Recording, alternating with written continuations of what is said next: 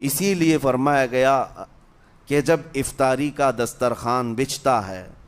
اور پہلے ہی آ کر کے لوگ بیٹھتے ہیں، اور یہ سنت بھی ہے، ایسے نہیں کہ بھاگتے بھاگتے آپ آئے، وقت ہوا، کھجور لیے اور کھا گئے۔ افطاری کے وقت سے تھوڑی دیر پہلے بیٹھ جاؤ، تمہارے دسترخوان پر نعمتیں رکھی ہوئی ہیں، پھل بھی ہیں، میوہ جات بھی ہیں، کچھ کھانے پینے کی چیزیں بھی ہیں، ٹھنڈا شربت بھی ہے، دیکھتے ہوئے بیٹھے ہیں آپ، لیکن ہاتھ نہیں لگاتے ہیں۔ انتظار ہے وقت کا کہ ادھر سورج کے غروب ہونا ہے اور میری افطار ہونی ہے، اعلان سنتے ہیں، اذان سنتے ہیں، اس کے بعد آپ اٹھاتے ہیں، لیکن اتنی دیر تک آپ خاموش بیٹھے ہیں دسترخوان کے پاس، سارے لوگ دیکھتے رہتے۔ یہ وہ منظر ہے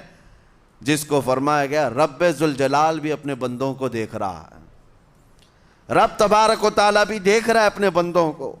اور سارے فرشتوں کو بلا کر میرا مولا اعلان فرماتا ہے یہ میرے بندے ہیں، دیکھو یہ شام کا وقت ہے، ان کے حلق سوکھ چکے ہیں، ان کے پیٹ میں بھوک کی شدت ہے اور ان کے سامنے اچھی نعمتیں پڑی ہوئی ہیں۔ اے فرشتوں دیکھو میرے ان بندوں میں سے کوئی بھی ان نعمتوں کو ہاتھ نہیں لگاتا، یہ صرف اور صرف میرے لیے بھوکے اور پیاسے ہیں۔ اور فرشتوں سے اللہ فرماتا ہے تم گواہ ہو جاؤ، ان کی حلق تر ہونے سے پہلے ان کے لیے میں نے جنت لکھ دیا۔ اسی لیے حدیث پاک میں ہے جب افطار کرتے میرے آقا صلی اللہ علیہ وسلم یوں ارشاد فرماتے ذهب الظمأ وابتلت العروق وثبت الاجر انشاءاللہ،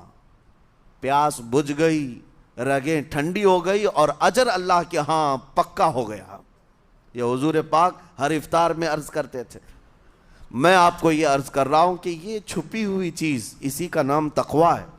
آپ صرف اور صرف بچے ہیں اللہ کے خوف سے۔ اب سنو حدیث پاک، قیامت کے دن حساب و کتاب ہوگا اور جنت میں جانے کا پروانہ کچھ لوگوں کو مل جائے گا اور سب جنت کی طرف جا رہے ہوں گے۔ اس میں بہت سارے لوگ ہیں جو پل صراط پر چل کر کے جنت پہنچیں گے۔ اب جب کافی لوگ جنت کے دروازے پر پہنچیں گے، ایک جماعت ایسی ہوگی جو پورے راستے میں کہیں نظر نہیں آئی،